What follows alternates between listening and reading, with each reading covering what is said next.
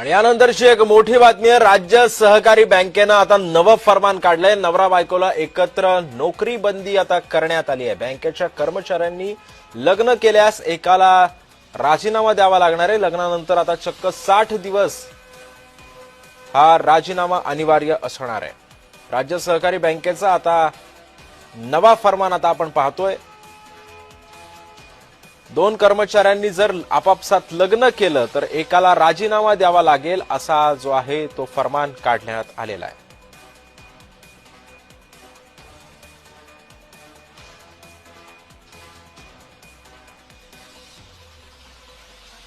तर राज्य सहकारी बँकेचा नेमका कोणता नवा फरमान आहे हे आपण ग्राफिकच्या माध्यमातून पाहूयात। राज्य सहकारी बँकेच्या जोडप्यांना प्रतिबंध असणार आहेत।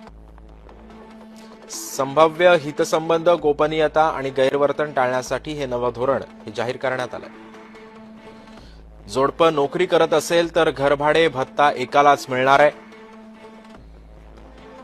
मुंबई, ठाणे, नवी मुंबई आणि पनवेल ही शहरं महामुंबई समूह समजले जाणार आहेत। कर्मचाऱ्यांनी आपापसात लग्न केल्यास विवाहानंतर 60 दिवसात राजीनामा बंधनकारक आहे।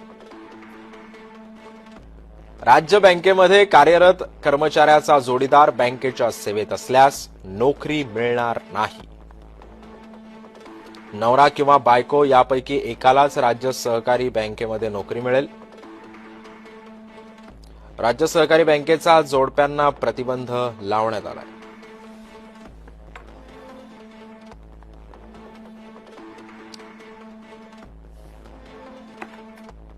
त्यामुळे राज्य सहकारी बँकेचं आता हे नवं फरमान आपण पाहतोय। जर एकाच बँकेमध्ये दोन कर्मचारी असतील आणि जर त्यांनी आपापसामध्ये जर लग्न केलेलं असेल तर त्यांना एकाला राजीनामा द्यावा लागू शकतो। अन्य काही ज्या काही भत्ता वगैरे आहेत ते सुद्धा एकालाच मिळणार आहे। लग्नानंतर 60 दिवसामध्ये राजीनामा हा स्वीकारला जाणार आहे।